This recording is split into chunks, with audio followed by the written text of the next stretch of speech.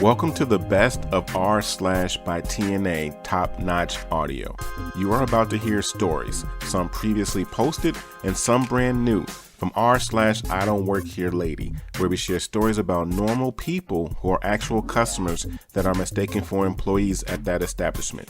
r/slash entitled parents, where we share stories of moms or dads thinking that because they have kids, they are entitled to everything. r/slash pettyrevenge, where we share stories of small victories over those who wronged you. And r/slash maliciouscompliance, where we share stories of people conforming to the letter, but not the spirit of a request. Kick back and enjoy these stories we are about to share with you. And at the end of this video, make sure to like, comment, and definitely subscribe if you have not already done so. Now, on to the stories.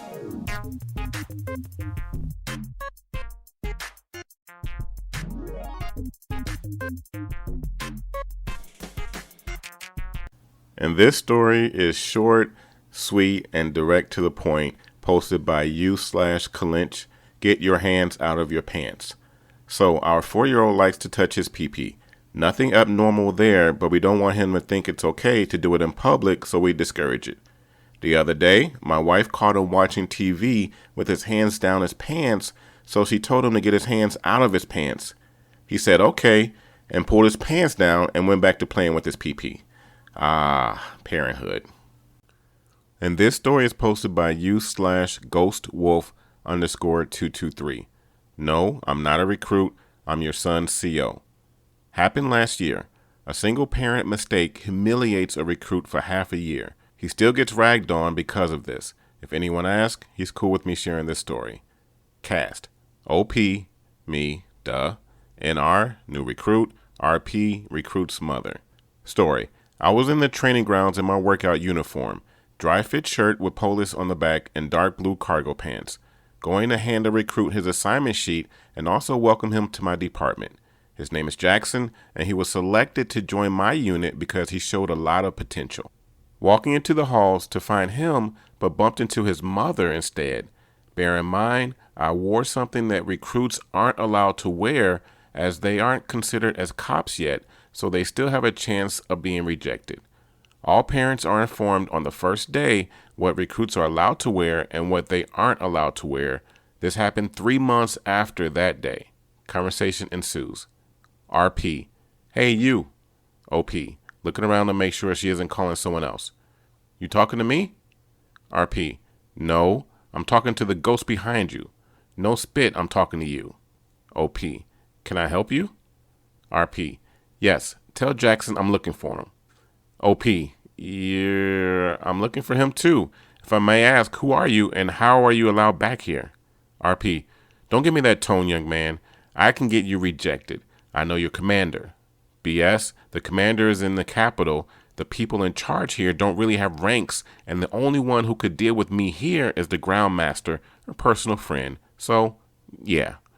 OP: Whatever. You shouldn't be back here. Now go back to the waiting area before someone escorts you out with the boot. RP: Why, I never. I'm going to tell your NR. Mom, stop. RP: What are you doing? I'm trying to teach this recruit some manners. NR: Mom, that's not a recruit. RP: I don't care, he's your friend. He was rude to me. NR: Mom, he's not my friend. RP: Then why are you protect? NR: He's my new CO. Her face turns to a bright shade of red pretty quickly after she understood what she just did.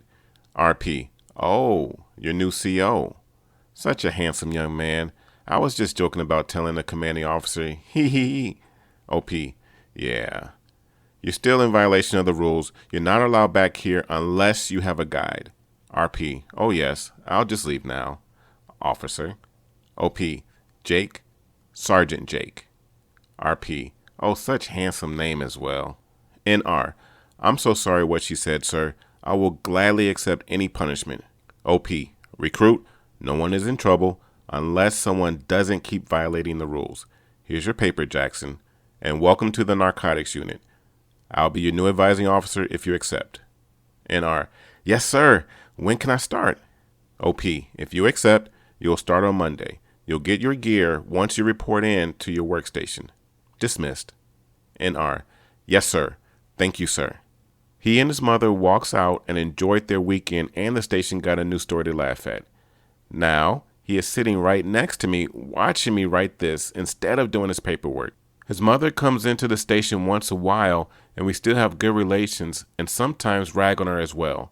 All's well and fun. Stay safe and healthy. May God guide us through this pandemic. This next story is posted by u/burning_spear_RTP. You want to steal my mail? I'll give you some mail to steal. This happened a few years back. I was going through a nasty divorce, custody fights, crazy legal bills, having my reputation dragged through the mud, etc. I'll spare you the usual details, but my wife was really into making my life hell for no reason other than not putting up with her abuse anymore. Anyway, I noticed my mail started disappearing. This was out of my own mailbox, and anything that still went to the old house showed up weeks late and already opened, if at all. I took my complaint to the postal inspectors, but they refused to take the case after hearing a divorce was involved because they didn't want to get into the middle of a he said, she said thing. Thanks, guys. Sorry enforcing the law is such a chore. Anyway, I forwarded everything I could to my office and would occasionally send myself letters just to make an estimate of what the loss rate was. Some of the stuff was real, and some was made up letters about trips I'd gone out when I was in town, and other nonsense just to confuse her. I was angry and bored one night and decided I'd really give her something to really think about. I looked up the address of a law firm in my hometown and an offshore bank in the Bahamas. I cooked up a nice letterhead in Word and wrote myself a letter confirming that a 6-figure sum had been forwarded from my parents' estate to an offshore bank, giving details.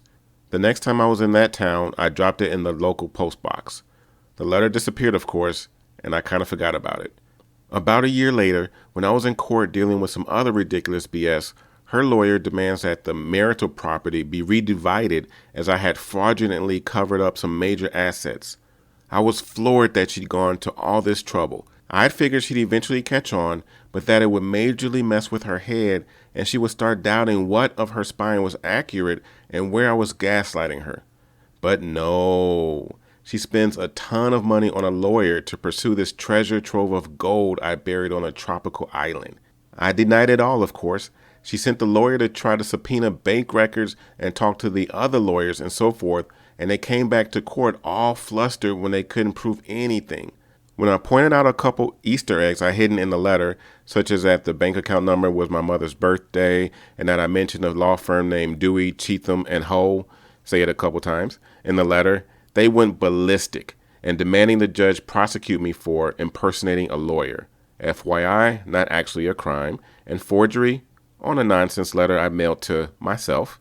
I pointed out that while neither of those accusations would work, they in fact had submitted evidence of a crime, namely theft of U.S. mail, which is a felony, and things got very quiet. The judge actually laughed in their faces and told them they had gotten made fools of and deserved it for stealing mail. That lawyer, her fourth, for God's sake, quit soon after, and she's now toothless as she owed money to all her different lawyers when word started to get around town. And this story is posted by u/Layla_cock. EM uses my things for college for her advantage.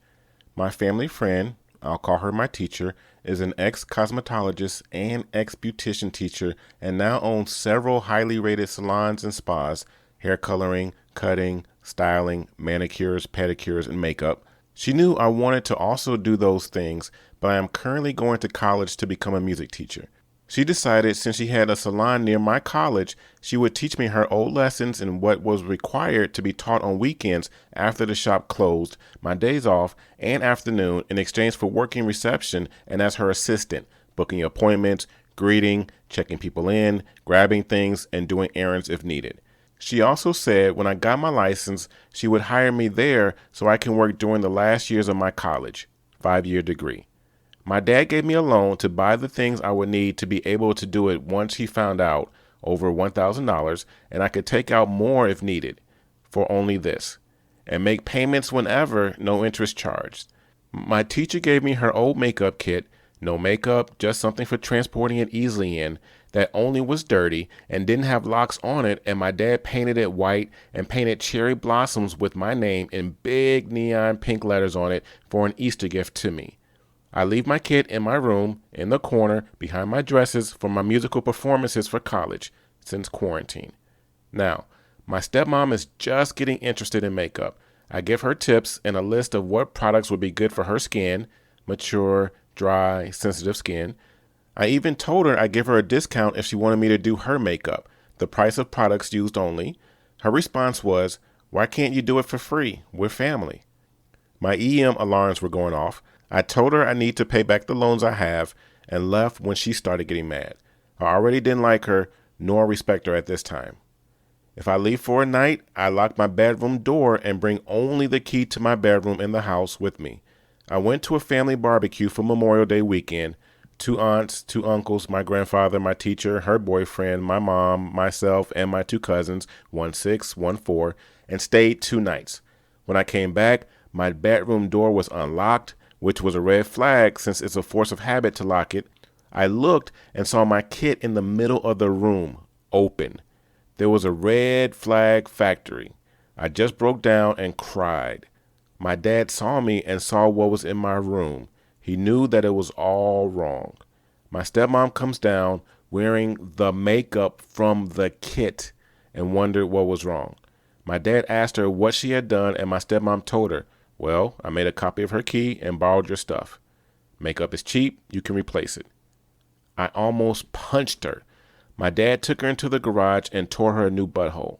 She cried, said he was overreacting, and drove off to her son's and daughter's and brother's house. I calculated how much it would cost for me to sanitize, clean, and replace the things that couldn't be sanitized. Eyeliners, mascaras, broken brushes, broken powder products, whole pallets that had been completely destroyed, etc., and shipping for all of it. It came out to over $750. One of my pallets was $44 alone, no shipping, and was a personal favorite brand of mine. Shout out to Glamlight. My dad sold one of her sewing machines, returned the build-it-yourself dollhouse that he had bought her, and sold things of hers until he got over $900, all in cash. He used some of that money to replace my locks. Only 1 key was made, and transferred the rest of the money to my account, which I used to get what I needed to replace everything, using my code that all beauticians have to get a small discount with certain brands. I ended up having about $100 left over and used it to buy my dad's Father's Day gift, and the rest gave the leftover money as a loan payment. When my stepmom came back, she freaked out and at my dad and I for destroying her hopes and dreams. All I said was, "You break it, you buy it." She screamed at both of us and said she deserved all the things she paid for. I was petty enough to have left her all the broken and unusable makeup and brushes where her sewing machine used to be, with the cost of each product, plus shipping, was taped to it. She refuses to look, talk, or even be in the same room as me now, and my dad said that if she had one more chance before he kicked her out for good. So, happy ending, but the EM, my stepmom, is still as entitled as before. I always lock my room now and keep my personal makeup in my room. Quick add-on. My dad always told me something. Don't piss off and or mess with people who handle your food or money. And money and time are 2 things you should never waste. So when my stepmom had done that and messed with technically my money, he was pissed that she was wasting my money. So he made sure in the end she only wasted her money and not mine. Update. My dad loves all the comments you guys have made about him. He thought he was being an a-hole to her, and this has made him know that he was in the right. Update. Holy spit. My stepmom, out of childishness, poured and splashed water all over the fridge. It froze overnight and now is having to force things out of the freezer to get it out. My dad sent out a group message that something had split and everything was stuck, and my stepmom replied, "You're getting a taste of your own medicine. You ruined my life, so I'll ruin yours, LOL. My dad might kick her out now." Update. My stepmom is upstairs with a U-Haul out front and has her brother, children, and the daughter's spouse throwing stuff in the U-Haul. I went upstairs to find them, front door wide open. I put my non-outdoor cat in my room. Thank God she was still in the house, moving stuff to the U-Haul. My stepmom saw me and I bolted back into my room and locked it. So now, me and my rescue cat with anxiety problems are waiting for my dad to get home because she is pounding on the door, threatening to kick it off. I have pepper spray next to me and a pocket knife if I need to use it. I'm that scared. I've also called the cops, but they're still dealing with the Atlanta riots, so IDK about them. I'll update when this is over. Update. Cops arrested my stepmom for assault. She spit and scratched one of the officers, resisting arrest, trespassing, and theft. She stole money from my dad's toll fund. My dad, of course, pressed charges. The people who helped her move didn't know she was not allowed to come back and apologize, then cursed us out when we still pressed charges against my stepmom. They left with the U-Haul. My dad and I agreed to pack her stuff up and bring it to her with the U-Haul they rent. So we'll do that this weekend, Saturday, and then spend Father's Day with Takeout Indian for lunch and pizza for dinner while just spending alone time together. So, the end for now, because we all know she's going to come back. And this story is posted by u/fetishcorn. Enjoy your hand sanitizer. So, I have this friend, sorta, let's call her Karen, even though she is the same age as me, a teenager. When we were younger, I caught her a few times having stolen stuff from me and her friends, and was generally a stealing, lying butch. But we sometimes got along, and our relationship is complicated, and she thinks we are fantastic friends, so I don't tell her otherwise. She also set me up with my current girlfriend, but that's a different story. I also have a really good peripheral vision, and people often got mad when I could see them do stuff out of the corner of my eye that they thought I couldn't. So I went shopping with my friends late last year, and my friend, not Karen, drags me into a certain shop for body products. As it was one of the last shops we could go to, and I still had a decent amount of money left, I bought a lip balm and 2 small scented, expensive as hell, bottle of hand sanitizer. I never used them, so the size of them didn't bother me. It was just for random occasions when I needed them or wanted my hands to smell nice. I got home, put them on my desk, and used them about 3 times the rest of the year. Then in about March, Karen came over and asked, "Hey, can I have one of these bottles of hand sanitizer?" And I tell her no. I bought them myself, and they are very expensive. She looks at me, fake smiling, and says, "Oh, okay then." And I swear I could see her grab one off the desk very obviously as soon as I turn my back to my PC. Without looking at her, I say, "Put that bottle the F back." I said no. Karen is surprised and quickly puts it back, looking at me innocently saying, "What do you mean?" At this point, I look up and say, "You know I have a good vision. Don't try and take my stuff when I have told you no." I then reached over and put the bottles in my desk drawer and go back to what I was doing. The next day she comes over again and her mom is with her. The mother starts getting mad at me, saying Karen told her I stole her hand sanitizer and that I locked it in my desk. I told her I don't have a lock on my desk and that I bought that hand sanitizer last year. She was still mad and shouting at me to give her the hand sanitizer. No one else was home as my family were all shopping or at school. I go to online school and Karen is homeschooled, so no one could back me up or save me from her. I finally get fed up, go inside and grab one of the bottles of hand sanitizer and an old lotion tube I never threw away because I'm messy. I screw off the cap of the lotion lid and squeeze the sanitizer into the bottle, sealing it back up and putting it in my desk. I put the bottle in my pocket and walk back to the door. This will just take a moment. I forgot I put it in the kitchen. She nods, still mad, and Karen is smiling in success as I walk off again. I reach the kitchen and grab a bottle of ketchup, mixing it with chunky aloe vera gel and awkwardly shoving it into the hand sanitizer bottle. This makes a sort of translucent pink gel that looks like a strawberry hand sanitizer.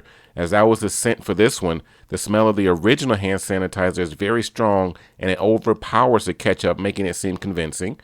I come back and hand her the tiny bottle of ketchup and aloe vera, looking directly at Karen and saying, "I'm so sorry I stole. I don't know what came over me." They both look smug and turn to leave, her parents saying, "She won't be returning again. I don't want you stealing more of her stuff, and you're lucky we don't press charges on you because you're a kid." I put on a sad face and say, "That's a shame," before slamming the door in her stuck-up face. I hope she enjoys her hand sanitizer. And this story is posted by u/SAFC John. I am not a bouncer and I didn't steal your money. I should probably introduce myself. I am a male from the UK, late 30s now, and I'm quite tall at 6'4", which seems to make me stand out enough that I am either a target or just a person who catches the eye of lunatics quite a lot. Cast for this tale. Me, hi. Phil, my friend who reminded me about this story.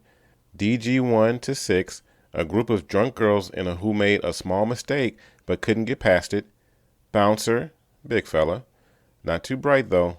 Manager, nice bloke, sorts it all out. Here we go. The language is as best as I remember, but I had been drinking, so exact words are going to be a stretch. A few years ago, I was hanging around drinking outside a bar in Manchester with my friend Phil. My friend smokes, but I do not. You mostly need to go outside to designated smoking areas to smoke the UK. As I'm stood there talking to my friend, admittedly quite near the door to the bar, a small group of very drunk girls gather in front of me. I don't really notice for a few moments as I'm talking, but after a short while I pick up that there is a little crowd stumbling about in front of me and they're looking a bit agitated. Lots of huffing and tutting. I looked over them briefly and noticed they were all carbon copy blondes with the same haircut. Not a Karen cut, sadly. Mid-30s, similar black outfits, very short dresses, all quite overweight, no judgment, just an observation, and all drunk like it was their first time out on the town.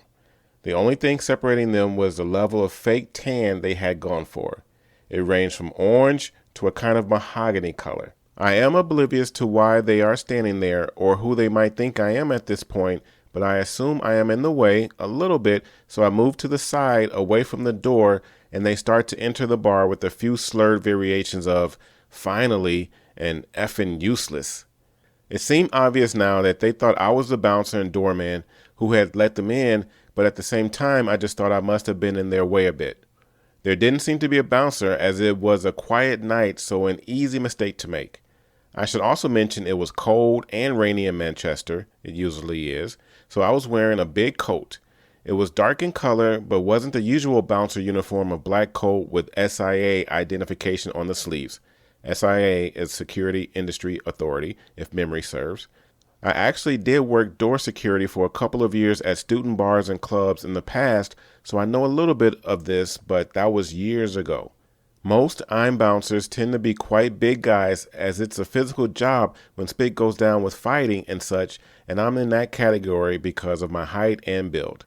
A few minutes pass and four of the girls stumble out of the bar again and make a beeline right for me. I wasn't as close to the door anymore, but I was still outside with my friend. The leader of this gaggle was massively drunk and had obviously been elected as that night's spokesperson. She would be DG1. She did most of the speaking and slurring, and the rest mostly just said supportive things to back her up and swore. DG1, you need to come on and save my friends. Me, oblivious. Sorry, what? DG1, come on, they're in trouble. Grabs my arm, which surprised me a bit. Me, still oblivious. Who's in trouble? I also put my arm away, which seems to annoy her. DG1, come with me now. My friends are being attacked. Grabs my arm again. Phil, you better go. Sounds important. He was laughing as he had figured out the problem already. Me, okay, confused as I still don't get it, but I was just drunk enough to think they might be trying to be funny or pick me up or something. DG1, finally, quick. DG2, 3, and 4, yeah, hurry. She leads me into the bar and up to a sort of dance floor area where the other two girls are dancing with and kissing two guys. I'm still a bit confused why I'm here and now notice that DGs 1 through 4 are staring at me expectantly. Me, still confused. So what am I doing here? DG1, shouting over the music, kick those guys out of here. They are attacking my friends. Me, seems like they're okay to me. Why did you drag me here? DG1, we are on a girls' night and these guys aren't even with us. DG 1 through 4, yeah, we don't even know them. Me, okay, but why would I need to be involved? DG1, up in the drama a bit. They are being assaulted and you just want to effing watch? Me, no, I don't really care. I'm going back outside now. I turn to walk out. DG1 shrieks something sweary at me and tries to slap me in the face. She misses, spins, and hits the floor. I am walking away and out now, and when I turn, having taken a few steps to get back to the door, DG1 is stumbling to her feet and struggling a bit. I walk outside and hope that's all the weirdness I'll have tonight. I find Phil, who is laughing at me, having watched the drama from the door. Phil, you're not free yet. I think you're in trouble now. Motions toward the door. The 4 girls have found a real bouncer who must have been inside and are pointing me out, looking furious. They come over and they are halfway through their version of the story to the real bouncer. DG1, that's the one. That's the bouncer who refused to effing help us and then knocked me over. He needs to be effing sacked. Bouncer, this guy? Pointing to me. Me. Things suddenly clicking in my brain. Wait, bouncer? Do you think I'm a bouncer? DG1, yes, you. Of course, you let us in. Bouncer, he doesn't work here. DG1, yes, he does. Don't you even know each other? Me, no, I don't work here. I'm stood here with a pint in my hands. Why do you think I work here? DG1, you're dressed as a bouncer and you let us in. Me, by wearing a dark jacket? I didn't let you in. I just moved out of your way when you went in. DG1, you came inside with us to sort out those guys. Why would you do that if you don't work here? Me, you didn't give me much time to think. Before I knew it, you grabbed me and pulled me inside. Bouncer, hang on, I'm a bit lost. Me, look, he's the bouncer. Black jacket, security information on his sleeve, and he's got the radio and all that. Look at me. I'm just stood here with a beer in my hand. DG1, F this. I don't care what you are, but you pushed me to the ground and took my money. Doubling down a little now, as I presume she thought this would help her. Me, I never touched you. I left after you pointed out some people kissing and you tried to slap me, missed, and fell over. What money are you talking about? Thought the mention of money was a bit random. DG1, we paid you to get in. They obviously didn't. It wasn't even a bar you paid to get in. Bouncer, looks very lost but seems to be getting an idea that he better react soon. So you hit her and took money off her? Me, no, none of this happened. I think this lot are a bit drunk. DG 1 through 4 all chime in with various, yes he did effing hit her and stole her purse. Again, another fun little addition. Bouncer, right, give the purse back. Me, what purse? I don't have a purse. This is all BS. Bouncer speaks into the radio and another bouncer has now showed up. He says he's going to look at the cameras and see what's what. I'm lucky it was a relatively quiet night, as normally I think I'd have just been kicked out of the place just to stop the drama and save time, but as it was slow, they decided to investigate. The DGs have all started getting a bit hysterical now. They have the real bouncers, and the story has been embellished to include me taking money off them at the door to let them in. Which they won back, of course. The fact I apparently gave this poor girl a bit of a kicking, and I was supporting the guys who were trying to assault their friends. It takes a few minutes, but just as they are whipping themselves up into a frenzy, the bar manager comes out and asks me if I'll go inside to speak to him. I just want to go home now, but as it will get me away from the screeching, I agree. I instantly regret it as I get shepherded into the back of the bar to the little room the security guys use. I assume I'm going to get a kicking, but the manager gets the second bouncer to show me the two clips on the security screen. The first one shows me vaguely moving out of the way when they go in the bar, definitely not taking any money, and the second shows me inside the bar talking briefly to DG1, her going to slap me and tripping herself up. We have a little laugh and they say I'm fine. I say I'm going to go, but they suggest if the woman calls the police, it might be better if I hang around so it can be sorted with this evidence. Apparently, it's quite common for people to lose things like purses and try to blame others in pubs. I ask what they are going to do with the group of girls, and they say they are going to be asked to leave. We go back outside, and the girls are still going on about what I apparently did. When the manager asks them to leave, they go really mad for a few seconds, protesting. Manager, I've looked at the CCTV, and this guy didn't do anything. You actually tried to hit him. DG1, I never. He effing slapped me and stole my effing purse. I'm calling the police. Manager, well, feel free, but as I've said, I've got the footage, so you will make yourself look a bit silly.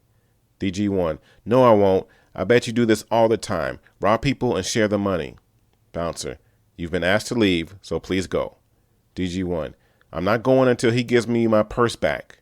Me, I don't have it. Are you sure you didn't drop it when you fell over? I did smirk a bit here, which may have been an error.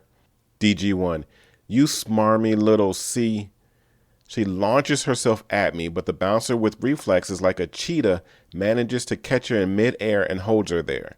This was no mean feat, as she was a pretty large girl. She starts kicking and screaming, but it doesn't seem to trouble him too much. He holds her there for a few seconds as she runs out of steam. DGs 2 through 4 slowly seem to realize it isn't going to work and quieten down and seem to sink back a bit to get away. As DG1 catches her breath, the two girls, 5 and 6, who have been inside and really hadn't been involved to this point, come out of the bar arm in arm with the two guys. DG5, hi Karen. Not her real name, of course. It was actually Chantel or something chavvy. We've bumped into our fellas, so we're heading home. Have a good night. Oh, by the way, here's the purse you asked me to hold. They hand over the purse, which she takes very sheepishly, and DG5 and DG6 leave with the guys. The remaining girls have all but disappeared now, and it appears the show is over. Bouncer releases DG1 and again asks them to leave. They seem a bit defeated and slink away apart from DG1, who is hanging back a bit. She turns to me and looks at me for a second. I was expecting an apology for the misunderstanding or a final F you, but she actually says to me, DG1, will we get in next week? Me, sorry, what do you mean? DG1, we aren't barred, are we? Bouncer 1 and manager look at each other and shake their heads, a little not quite sure why she still thinks I work there. Me, seizing an opportunity. You are, I'm afraid. Your friends can come back anytime, though. Manager, deciding it's easier to go with me on this one now. Yes, that's right. I'm afraid we can't have people assaulting the staff. If you leave now, we won't call the police. She then joins the rest of her troop, and they dejectedly walk away and leave the smoking area and the bar with a bit of muttering. Bouncer, looking a bit confused. So hang on, do you work here or not? Me, no, sorry, mate. Just stood at the wrong place at the wrong time. I was just taking the piss out of her at the end. Bouncer, okay, so how come she's barred? Manager, don't worry about it. Just get a picture of the video and put it on the wall of shame. Presume this was how they tracked the troublemakers. Right? All sorted. Talking to me now. Can I get you a drink for all the trouble? Me. Better not, boss. Not while I'm working. Cue a wry smile from the manager and a little bit of laughter from the people who had gathered around and had picked up on what was going on. Sadly, everyone didn't stop and clap, but it was enough for me. Phil and I got a free round of drinks out of it, and I still go to that bar every now and then to this day. Wow, that was really long in the end. I never could figure out why they wanted the friends' boyfriends to be kicked out. Presume it was just because a girls' night out is sacred and they didn't like the intrusion, but this seems extreme. Thanks for reading, and sorry it didn't end with the police call and a group of Karens all getting carted off to the cells. Have a great day, everyone. And this story is posted by U/Heightened Science, 5th grader versus kinder. Background. This happened many years ago. I want to say I was in kindergarten. I forgot what our school called it, but it was basically having a buddy. Upper classmates will be partnered with lower classmates and do educational activities together ever so often throughout the school year. So when the day came to meet our assigned buddies, the two classes met. The 5th graders met the kindergartners. My class ended up walking to the 5th grade class since it was in the same school, and the moment my class walked in, I noticed these group of boys in the far corner just looking at us. This one boy in particular, we'll call him Danny, started whispering something to these other two boys next to him and started pointing at my direction and laughing. Of course, my 5-year-old self started to feel uncomfortable and a little upset.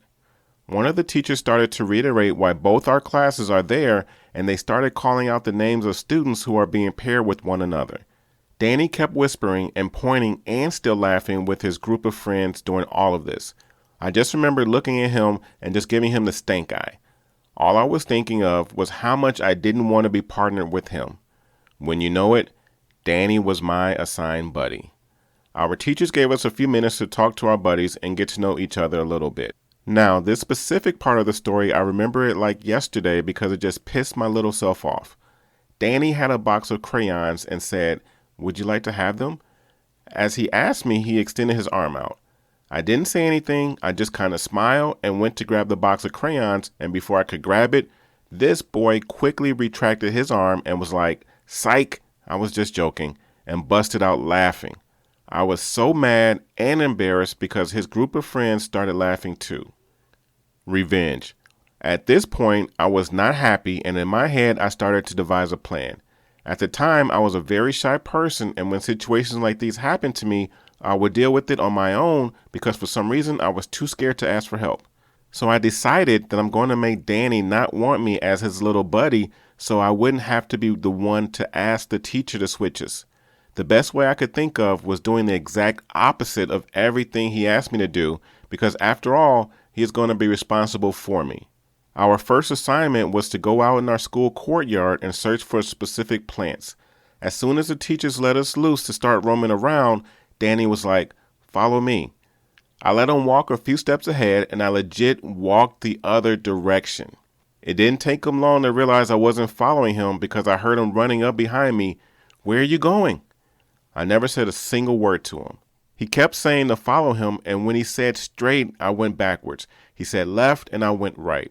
It was to the point where he was just basically chasing me around the courtyard. "What's wrong with you?" He started looking at me as if I was stupid, LOL. I don't remember how long it lasted, but my teacher came to check up on us, and he ended up complaining to her that I wasn't listening. I was a teacher's pet, so she just looked at him like he was tripping. He was like, "Yeah, just watch." He looked at me, and at this point, there was some distance between us. "Come here." My little butt, in front of my teacher, started just speed walking in a circle. "See?" My teacher looked at me and asked if I wanted to switch buddies. I nodded yes. A few feet away from us was one of my classmates with his buddy, and my teacher asked if he wouldn't mind switching buddies with me. My classmate didn't seem to care. When I walked away with my new buddy, I turned around and gave Danny the biggest smile. His confused face turned to the realization that I played him. I wasn't stupid. I knew what I was doing. And this story is posted by u/Blue Light Bookworm. EM doesn't like where I parked my ambulance whilst we were saving a life, so crashed her own car. I work for an emergency ambulance service and have done for many years. This happened about 4 years ago. My crewmate and I were sent a call down to our computer sat-nav at about 2 p.m. one very warm and sunny shift. We were given just an address at first and that it was the highest category of calls, which means we had 8 minutes to get there, but no details on what the call was.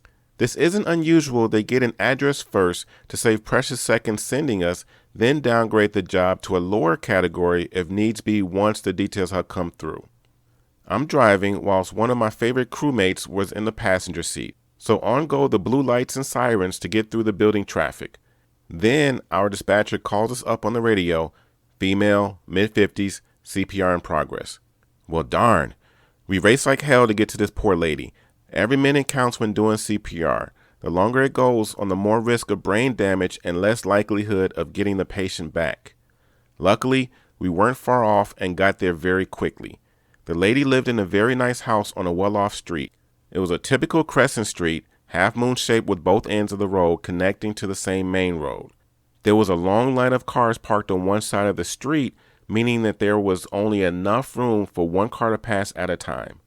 Thankfully, there was no one driving the other way, and I was able to drive to the lady's house without encountering anyone coming the other way. Scored, there was a rapid response car already on scene. That means we had another set of hands to help, and they would have already taken all the equipment into the house, so we didn't have to. Because of all the parked cars, I was unable to pull the big box van in to allow other drivers to pass, so I just blocked the road. Blue lights were still going, but the sirens had been turned off. No use deafening ourselves whilst we work. We rush into the house and find our lady laid on the floor of her entrance hall, with my manager making sure that her airways was clear whilst the poor lady's daughter was continuing doing CPR. I quickly swapped with the daughter and continued chest compressions whilst the other two went about doing all the other little things that need doing at this time. I will spare you all the medical details, but I will say that during chest compressions, our heart is not working and has stopped, and we attempted to restart it whilst also pumping the blood around the body and to the brain enough that the patient doesn't get brain damage. Unfortunately, CPR has a very low success rate as other medical conditions usually cause issues as well. That day, however, everything was in our favor and we got our heart rhythm back. This is not the movies. She didn't suddenly wake up, sit up, thank us, and go on her way. We had sorted the immediate problem, but not what has caused the heart to stop. You need some very specialist doctors for that. It was at this point we all heard someone beeping like crazy on their car horn, but we were all busy and ignored the noise. As we had gotten a rhythm, it was now a race to get the lady into hospital to the doctors before it was lost again. I raced back out to the ambulance to find some Karen in a car in front of my ambulance just sat beeping her horn angrily. As soon as she saw me, she opened her window to shout at me. "EM, you need to move that ambulance. I need to pick up my kids from school. Don't you know how to park? You can't just block the road." Me, "Ma'am, this is a medical emergency. I will not move, and I am within my rights to park where I am." EM, "But I need to pick up my kids, you FNC, so move." I would like to again point that this was not a dead-end street. She could have easily reversed or turned around in someone's driveway and gone out the other side, but no, she decided to sit and shout at an ambulance instead. I ignore her, open the back of the ambulance, and get the stretcher out and to the house, all while Karen is shouting and swearing at me. "Karen, I deal with drunks and druggies at the weekend. You haven't even managed 1/3 of the bad language I get from them. I am not moving for you." My manager has heard the shouting but was busy, so didn't do much more than look up at me. I'm not showing signs of worry, so he just shrugs it off. He has been working with me for long enough to know I can handle most things.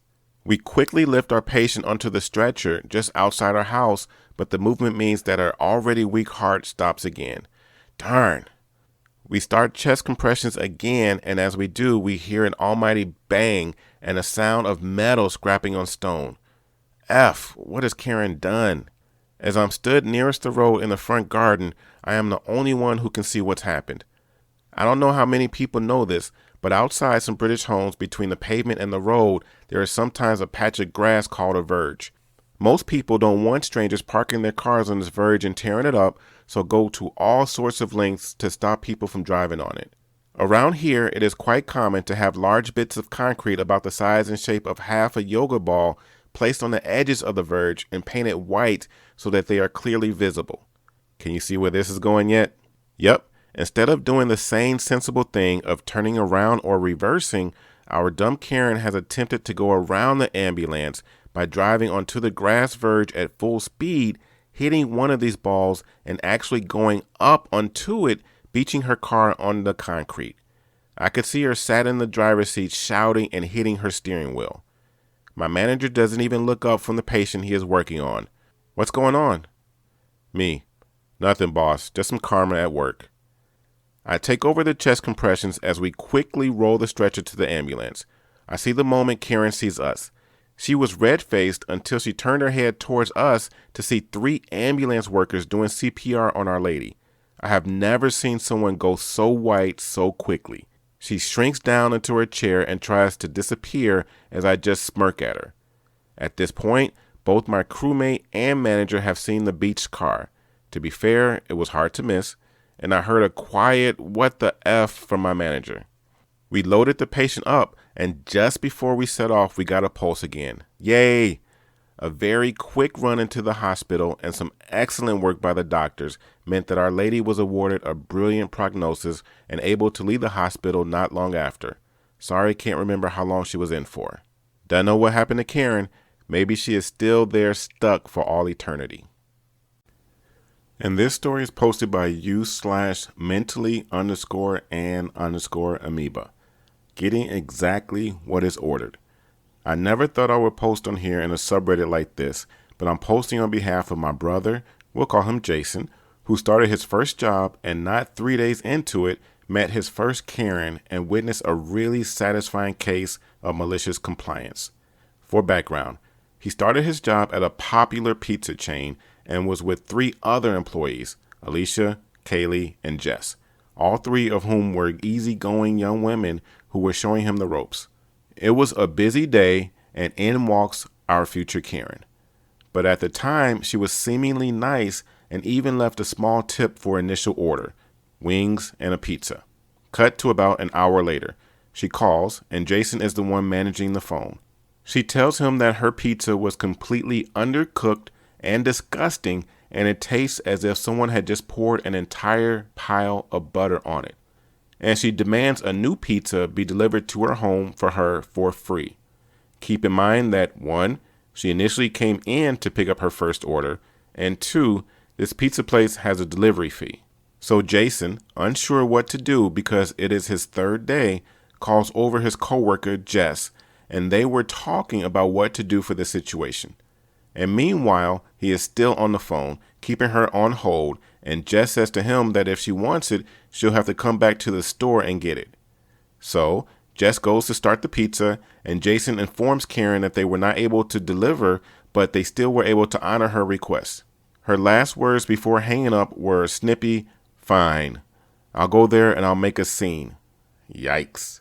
Jason informs Jess of what she said, and she takes the pizza that almost went in the oven and throws it right away. "I'm not making that butch her pizza." WTG, Jess.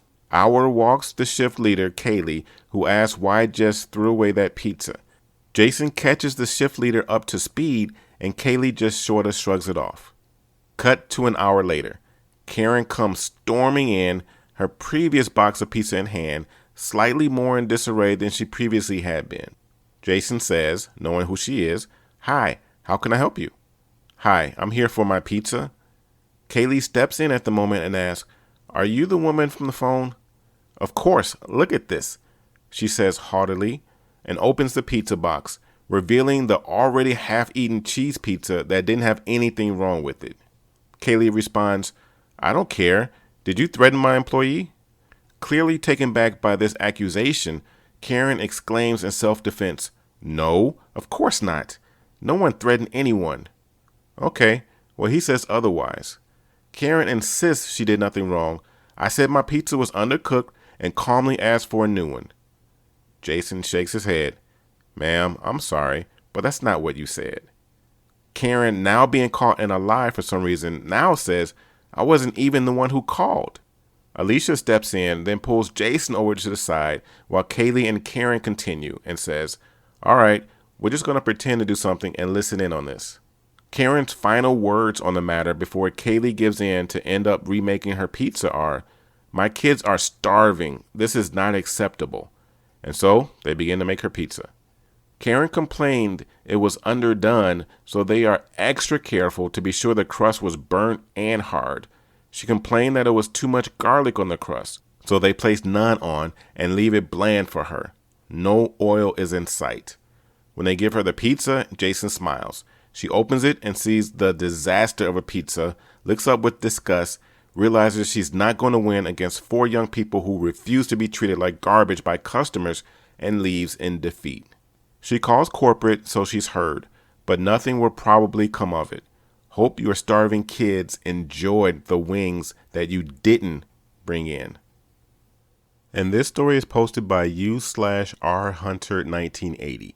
BFG shirt equals employee. Just walked out of my local Sheetz, big gas station and convenience store, and I had to share this. I'm on mobile, and English is my only language, so let the insults fly if I screw up. Little bit of background. I was raised to treat others the way you'd like to be treated. So if you're polite or ask nicely, I'm more than happy to help out. I'm a big guy who's also a bit fluffy, but I'm normally a big teddy bear. Unless you're acting like an a-hole, then you'll get what you deserve. I worked customer service jobs for 18 years, and I know the hell most of these workers deal with on a daily basis, so I try to help out when I can with little things like picking up trash or cleaning a mess someone else made. Cast. BFG equals me. NG is nice gentleman. MG is store manager. RK is raging Karen. Now on to the story. I was ordering some food for breakfast, and an older gentleman was having issues with the ordering system. It's a touch screen with a lot of options, so unless you're used to that, it can be confusing. I finished my order and asked if he needed a hand. NG, yes please. The wife wants breakfast, and I have no idea how this thing works. BFG, okay. What did you want to get? He tells me what he wants, and I get him through the menu, getting his breakfast burritos with the fillings he wanted. I get the order placed and give him his ticket and tell him he needs to pay first, and they'll call his number when it's ready. NG, thank you. BFG, no problem. Have a nice day. I go grab a drink, and while I'm going to and from the coolers, I pick up some trash and clean up a mess at the one coffee station. Seriously, if you're one of those people who leave a mess at a store that takes less than 3 minutes to clean up with napkins sitting 2 seconds from the mess, I hate you. As I'm coming towards the front, I hear the snapping of butch fingers and a voice that sounds like a bird going through a wood chipper. RK, you boy, snaps fingers again. I need your help. Get over here. BFG, looking confused as I am not a boy and there's no one else nearby. Are you talking to me? RK, yes, you idiot. God, the people they hire nowadays. I need help ordering some coffee and food. BFG, I don't work here, but I'd be happy to help if you lose that spitty attitude. RK, don't you talk to me that way. I know the manager and I'll have you fired. BFG, lady, I don't work here, and with that attitude, no one will want to help you, employee or not. I continue to the register and get in line, followed by the screeching of RK not far behind. Now, at this point, I should point out I'm wearing an all-black shirt with the letters BFG printed in big, bold text on the front. On the back is a picture of the BFG and an Army mantra spinoff of "This is my rifle," BFG, printed beside it. I'm also wearing blue jeans with my work badge clipped to a belt loop with the name of where I work printed on it. Employees are wearing red or black aprons, company hats, and are in black or tan khakis, so I clearly look nothing like an employee. As I'm standing in line, RK is still screeching loudly that she's going to get me fired. So loud that the manager comes out from the back asking what's going on.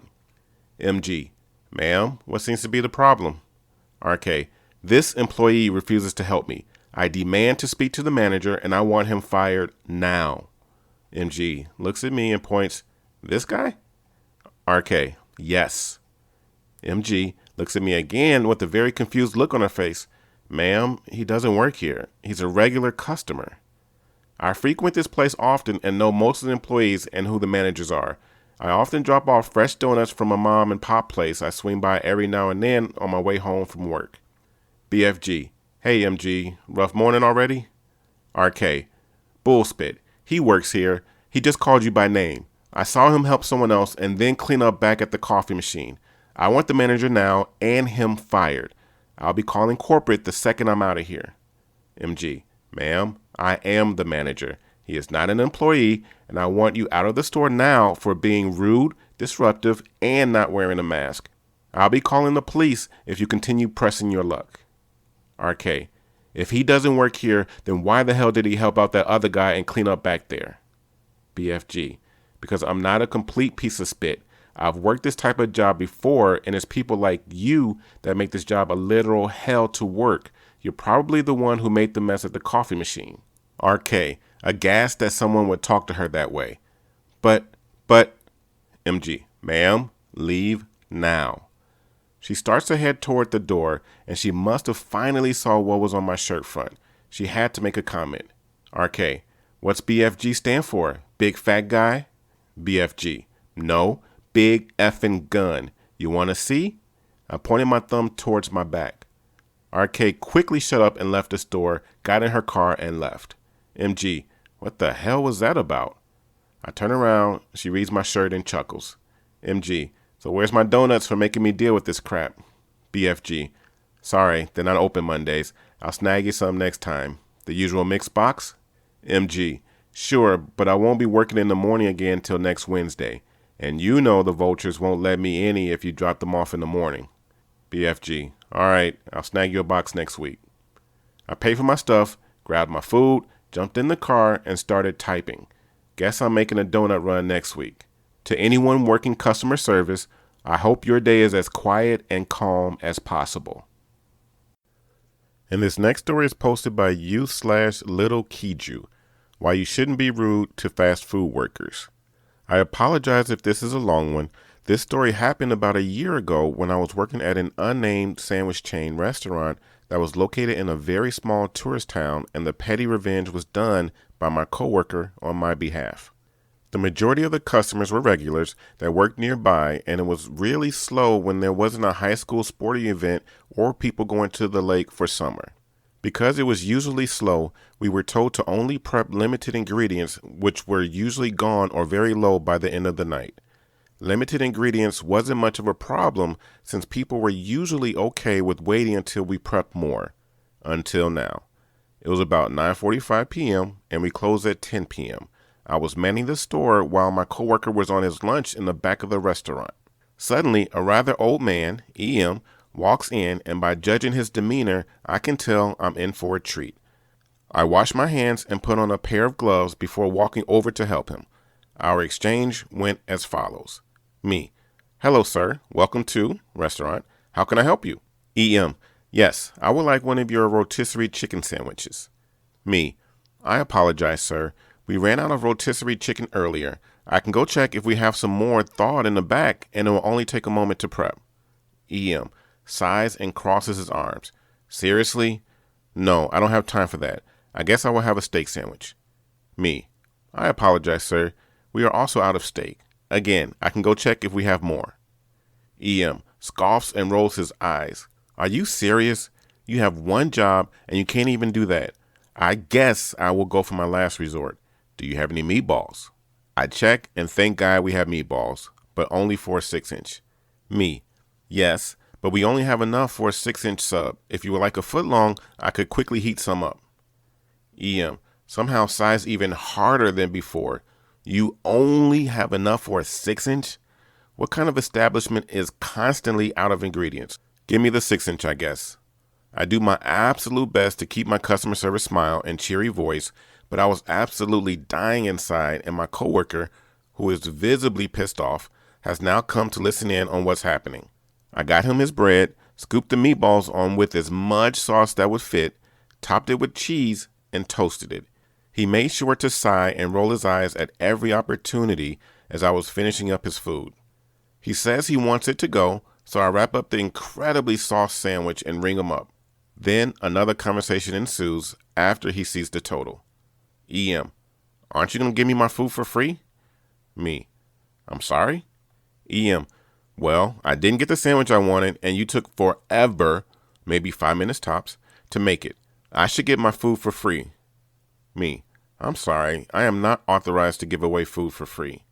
EM looks at the cookie cabinet that has one single double chocolate cookie. Well, you could at least offer me a free cookie for all the trouble you caused me. It's just good business practice.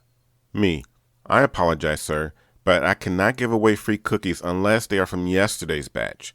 The cookies from the previous batch were not considered fresh and were usually written off anyways. EM: well then, I will be speaking to the owner of the store since I know him personally. He pays and goes to sit in the lobby with his food to eat. Now for the petty revenge.